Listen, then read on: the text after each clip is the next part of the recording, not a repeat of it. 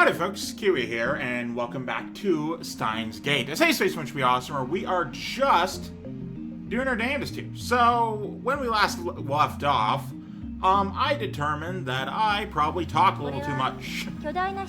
So I'm going to try and do a little less of that and a little more reading. It has immense mass, so it distorts space-time. If you were to travel through that distortion, you could make a full circle around that string in less than 360 degrees.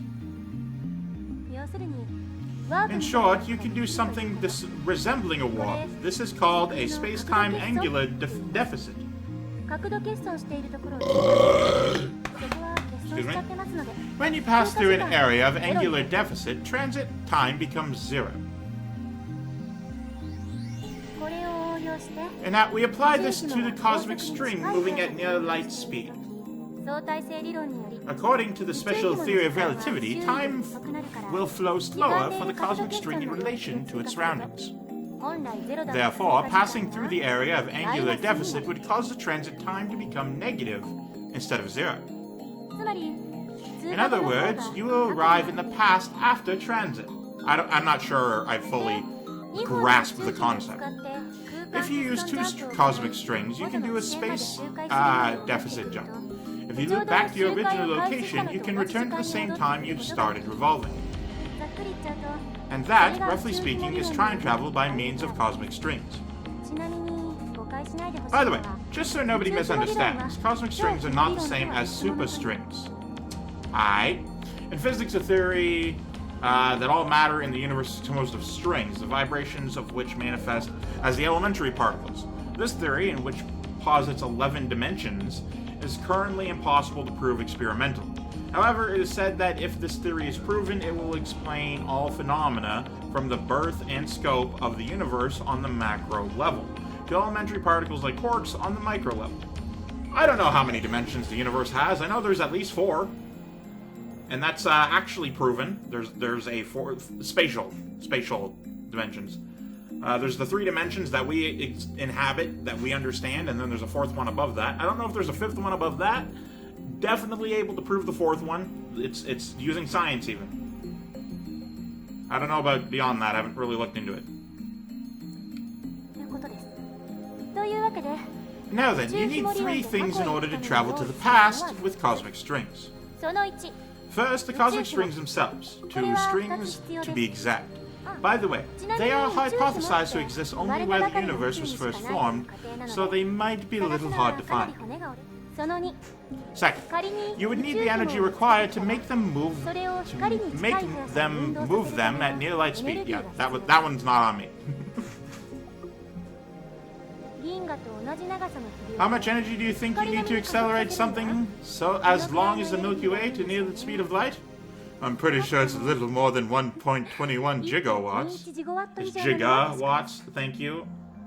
And also it's gigawatts. You just like to say it wrong. Alright. Reference to Back to the Future. Originates in the 1980s trilogy of Hollywood movies about time machines and time paradoxes. In the first movie, the inventor of the movie said that it needed 1.21 gigawatts, which is wrong, it says giga, of power to travel through time. In reality, the unit gigawatt does not exist. The scriptwriter made a spelling mistake. The correct unit is a gigawatt.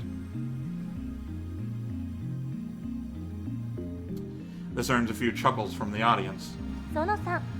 Third, you'd need a spaceship capable of reaching these cosmic strings and returning. With the time traveler alive, of course. What do you think, Hououin-san?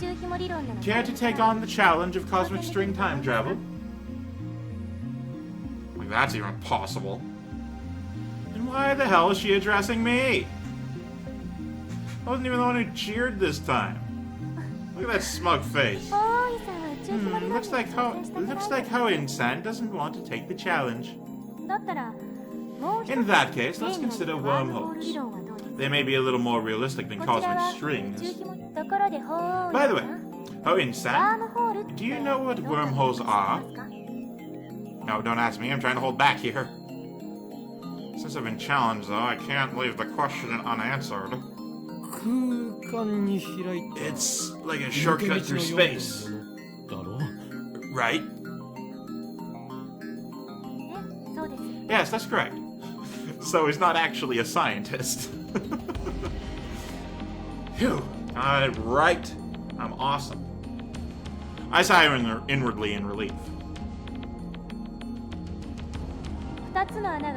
There are two wormholes joined by a tunnel. No matter how far apart away the wormholes are, transit time through the tunnel is 0. That's how you explain the game Portal. A wormhole collapsed on itself due to its own immense gravity. But oh no, there's a problem. The wormhole tunnel suffers from supergravity and collapses as soon as it opens. So, we need something to negate the effect of gravity, which isn't a thing you can do. Excuse me. So-called exotic matter, a substance with negative mass, which repulses other matter. Negative mass, huh? Is it something that floats on it if you... What? Is it something that floats if you leave it on the ground? Maybe not. Can't even begin what it would be like. Also, technically the air counts as matter. Or something. It's oxygen, which is a form of matter, I think. It's a gaseous one. I have no idea. I'm not a scientist.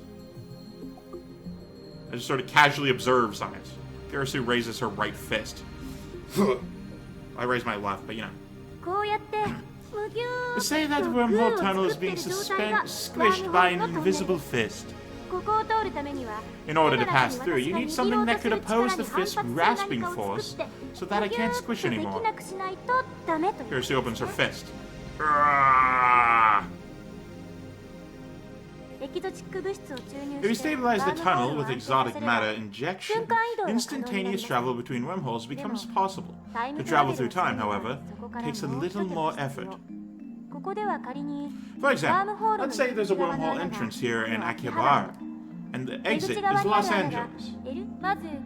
First, we send the wormhole in LA all the way to the end of the universe at near the speed of light. And once it's there, we yank it back to LA. How? According to the special theory of relativity, time slows down for objects moving at the speed of light, meaning the hole that returned to LA would be further in the past than Akihabara hole. So now, if Hououin jumped into the wormhole, he'd arrive in LA several years before he left. However, this still can't be called true time travel, it only seems that way. This is called the Hiroshima effect. Special relativity, a phenomenon originating from the fact that time slows down as an object approaches the speed of light. I knew the word.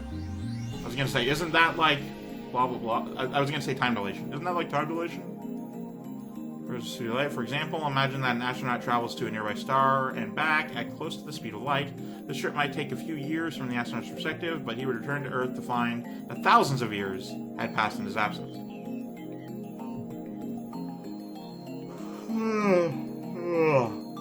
I'm not yawning because it's boring. It's very interesting. I'm just talking a lot. Not a lot of oxygen just getting into my lungs.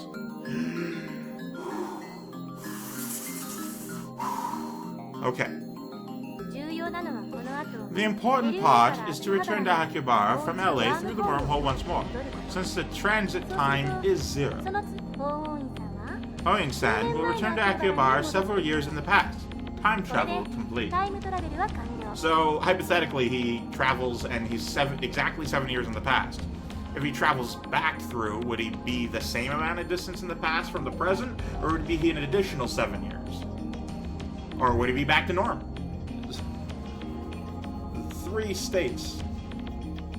Several years in the past. Time travel complete.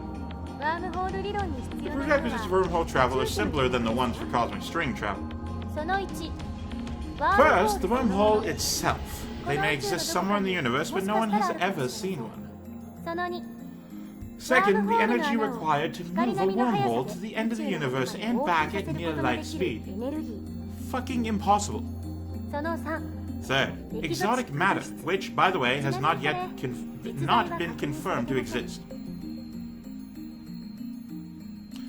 So, implementation of either one would require a ridiculous amount of effort and energy.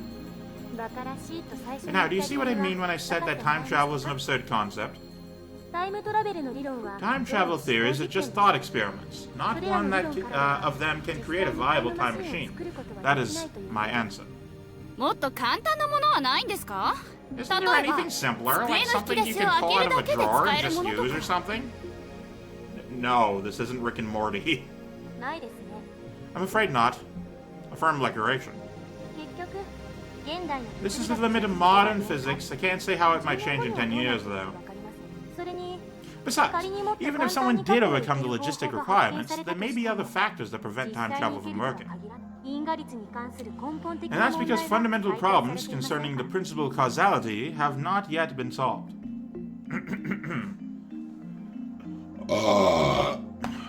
Excuse me. A scientific and philosophical principle that states that every event has a cause, and it is by that cause that an effect is produced. I am a firm believer of the principle of causality. I don't know about quantumly, but definitely in real life. I do a thing, it causes an effect. And it is by the way that by that cause that an effect is produced. The theory of relativity is founded upon this principle. However, quantum physicists have observed micro-scale phenomena that do not appear to obey the principle of causality. Yeah, well, I'm not a subatomic particle, now am I? I'm a fucking human. I do human-sized things.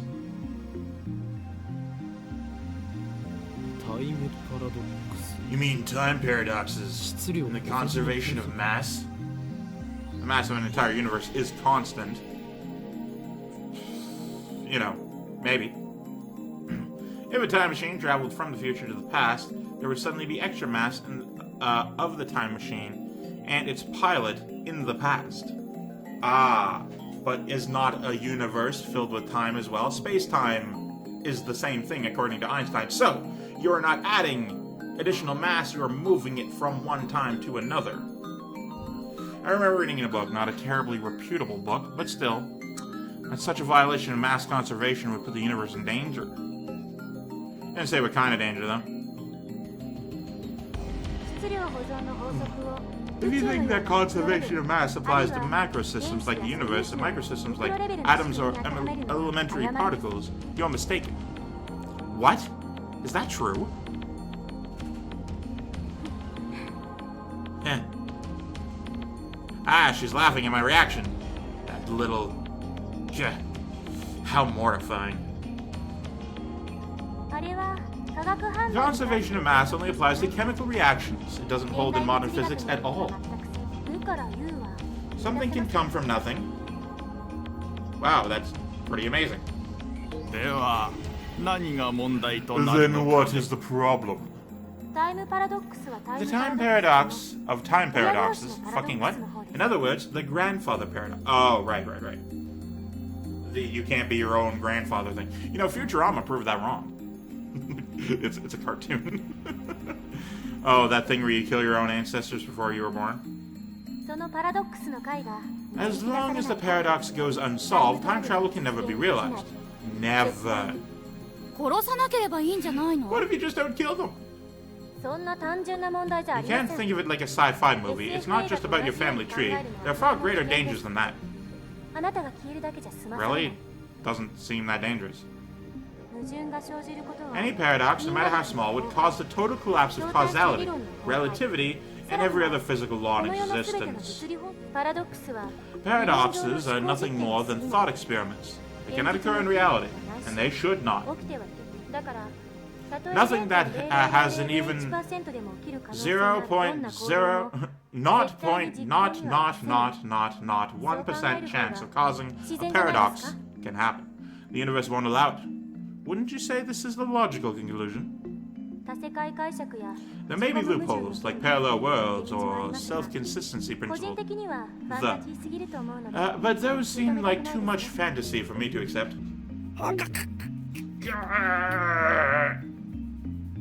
Grind my teeth, which I'm not doing. And I see Makis Kirisu looking at me with a composed expression. I avert my eyes. Looks like I have no choice but to concede. Makis Kirisu truly is a genius.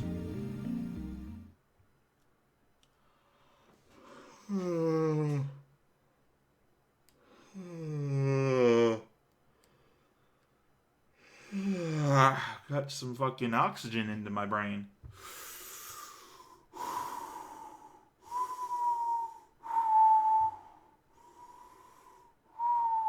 Okay. Hopefully I have enough air now and I'll stop yawning. I ended up listening to all of Karasu's lecture at ATF. America's time traveliest home videos. After the 2 time travel theories she introduced at the beginning, she explained the rest with equal eloquence. She seemed a little nervous at first, but that quickly changed as she spoke. By the end, it was an impressive lecture. So impressive that you wouldn't think it was an 18-year-old's first time. If you know what I mean. She regularly argues with idiots on the internet. She did well to respond to my malicious questions with sarcasm. She's got guts. Wait, why am I praising her? Leaving that aside, saw Maki's Kirasu dead. And yet, she is alive. My memories don't mesh with reality.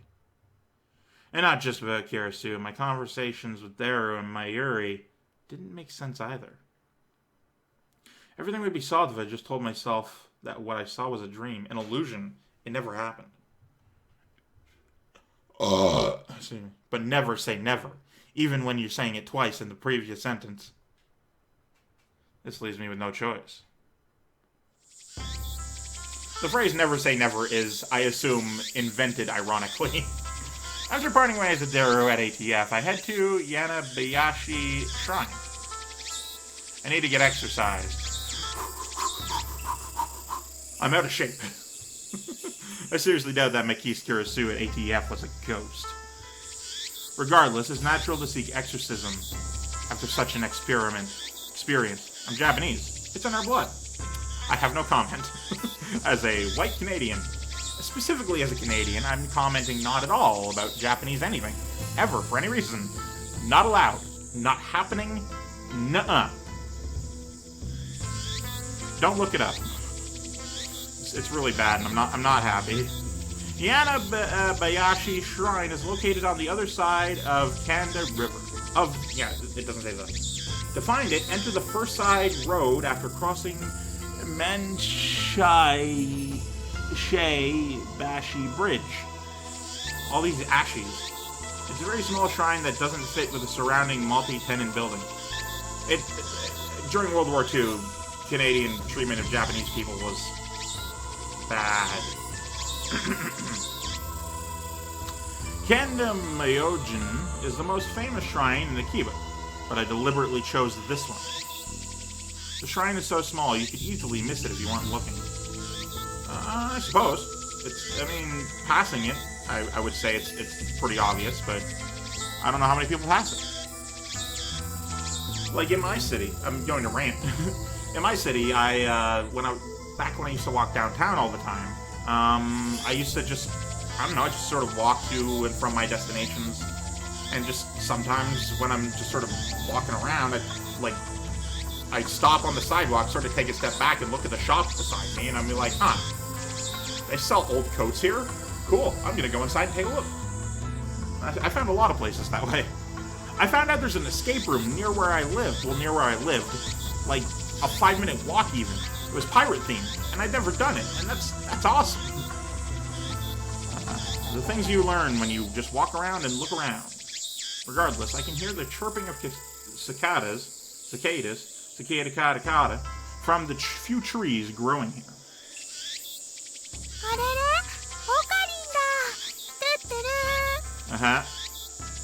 There are 2 girls standing in front of the main building. One of them is Mayuri. The other is a docile-looking beauty in traditional Miko attire. What? Shrine maidens, priestesses, in the Shinto religion, Miko typically... Is that like an actual word? I figured that was a name. Typically dressed in a white kimono with a red hakama or skirt. Their role is to assist priests with performing rituals and events. Alright, you know what? Not a name. Urushibara Luka. A stunning example of feminine charm and grace. Lips delicate like cherry blossoms in bloom. The essence of Japanese beauty. The chief priest's son. Respect. That's right, son. Lovely in every way, but he's a guy. Oh, wait. Wait a minute. Oh, I see what's going on here. So you were saying all those things, but then you sort of said, like, the son, and then you affirmed this is a boy. Don't do that. Go with a person's preferred pronouns. Yeah, I'm one of those guys. Shut up. Just sort of ask a person if you're confused. Just, like, if you're not confused, just sort of, you know, go with what you think. But, like, if you're confused or if you're corrected, then ask. You know, it's called respect. It's a thing people used to do and don't really do anymore. Respect is a thing that you give people, and then they give it back, and that's how it works. Ever heard of respect your elders? You know what? Respect more than your elders. Respect everyone around you, all the time, forever. Even people that may not deserve it. Because... shut up. Anyway, that'll have to be for this one. Thank you guys so much for watching. I, of course, have been Keywii. You can great tune yourself a delightful day. Goodbye.